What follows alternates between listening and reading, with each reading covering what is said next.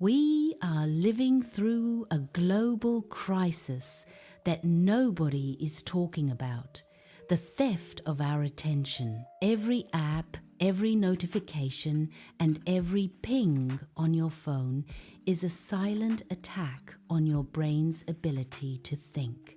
In 2026, the average human attention span has dropped to less than 8 seconds. If you cannot focus, you cannot learn, you cannot grow, and you cannot be free. You are simply a passenger in a world designed to distract you. Today, I want to tell you the story of Kenji. Kenji was a brilliant software developer from Tokyo who felt like he was drowning. He had dozens of half-finished projects, hundreds of unread emails, and a mind that felt like a browser with 50 tabs open at once. He was busy, but he wasn't productive. He was shallow working, skipping from one thing to another without ever going deep. One day, Kenji met Dr. Elena, a neuroscientist from Madrid, who specialized in high-performance focus. Elena looked at Kenji's cluttered digital life and said, "Kenji, your brain is suffering from continuous partial attention. You are constantly leaking mental energy. To win, you must close the tabs in your mind and open a physical space for your thoughts." Dr. Elena taught him that the brain cannot multitask. It only switches between tasks, and every switch costs you 20% of your cognitive power. She told him, "You need a physical anchor to pull your brain into the deep work zone. My friend, that anchor is your Wordy English Tales practice notebook. This is why I insist on one large dedicated notebook. From a neuroscientific perspective, focus is a muscle and your notebook is the gym. When you write by hand, you trigger alpha brain waves, which are associated with relaxed alertness. By using this single notebook, you create a focus ritual. Every time you open it, your brain receives a signal. It is time to stop reacting and start creating. This notebook gives you the free space to think away from the glowing screens that steal your dopamine.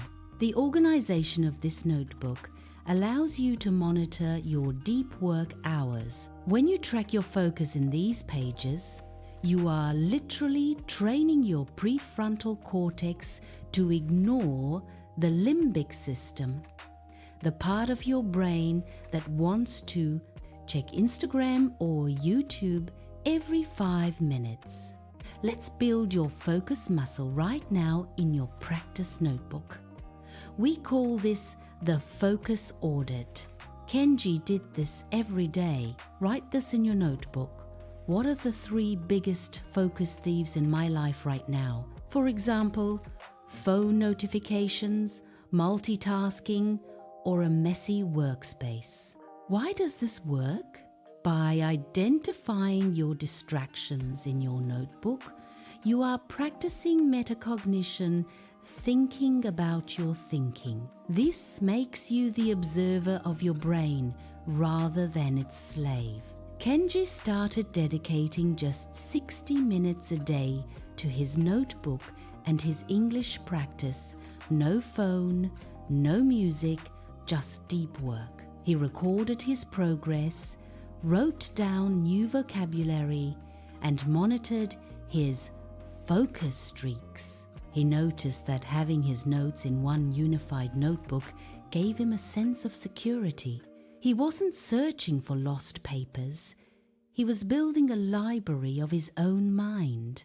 He went from being a distracted coder to a master of his craft. Key English words and idioms. Deep work.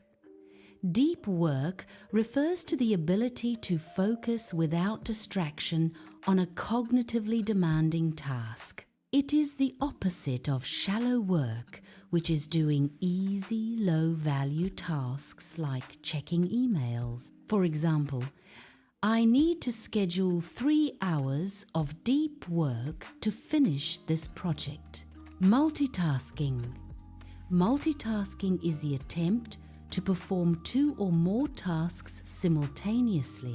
Science shows it's actually task switching and it makes you less efficient. For example, I stopped multitasking because I realized it was destroying my concentration. In the zone. To be in the zone means to be in a state of perfect focus and flow, where you lose track of time because you are so engaged. For example, when Kenji opened his notebook, he was finally back in the zone. The psychology of focus is simple. What you feed grows. If you feed your distractions, they will own you. If you feed your focus through your practice notebook, you will become unstoppable. Today, the war for your attention ends. I want you to open your Wordy English Tales practice notebook and claim your mental territory. This notebook is your fortress against the noise. Now, complete today's final challenge. On a new page, write the title, Monitoring My Deep Focus. Start with the audit. List the times today when you felt your focus slip. What triggered it? Write it down. By doing this, you are practicing neural inhibition, teaching your brain to say no to impulses. Then move into security and order.